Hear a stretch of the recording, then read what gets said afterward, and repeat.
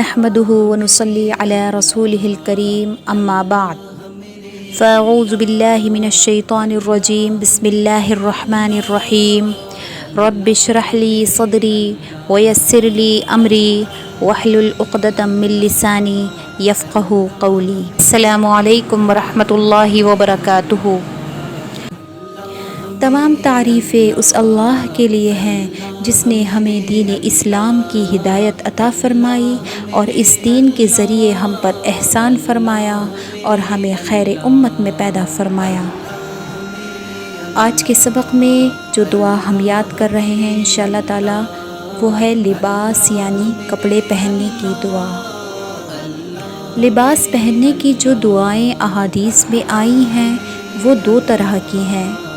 ان میں پہلی قسم ایسی احادیث ہیں جن میں نیا کپڑا پہننے کی دعا کا ذکر ہے، اور دوسری قسم ایسی احادیث ہیں جن میں نیا کپڑا پہننے کی قید نہیں بلکہ وہ مطلق ہے، یعنی کسی بھی کپڑے کو پہنتے وقت وہ دعا پڑھی جائے گی۔ تو آج کے سبق میں جو دعا ہم سیکھ رہے ہیں وہ کوئی بھی کپڑا پہنتے وقت یعنی مطلق کوئی بھی لباس ہم پہنیں گے تو یہ دعا پڑھیں گے انشاءاللہ تعالی۔ اس متعلق جو حدیث آئی ہے وہ حضرت معاذ بن انس رضی اللہ تعالی عنہ سے مروی ہے۔ آپ فرماتے ہیں کہ رسول اللہ صلی اللہ علیہ وسلم نے فرمایا کہ جو شخص کپڑے پہنے تو کہے الحمد للہ الذی کسانی ھذا الثوب ورزقنیہ من غیر حول غیر حول منی ولا قوة۔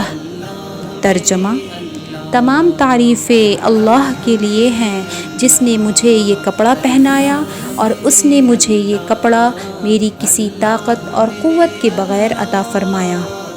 تو فرماتے ہیں کہ یہ دعا پڑھنے سے اس کے گزشتہ سب گناہ معاف ہو جاتے ہیں۔ سبحان اللہ۔ لہٰذا سنت رسول صلی اللہ علیہ وسلم یہی ہے کہ آپ جب بھی کوئی کپڑا پہنیں تو اس دعا کا ضرور اہتمام کریں۔ ایک بار یہ دعا ریپیٹ کریں۔ لباس پہننے کی دعا۔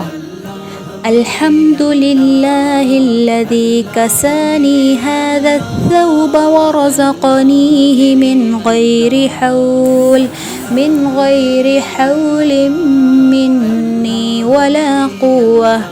ترجمہ: تمام تعریفیں اللہ کے لیے ہیں جس نے مجھے یہ کپڑا پہنایا اور اس نے مجھے یہ کپڑا میری کسی طاقت اور قوت کے بغیر عطا فرمایا۔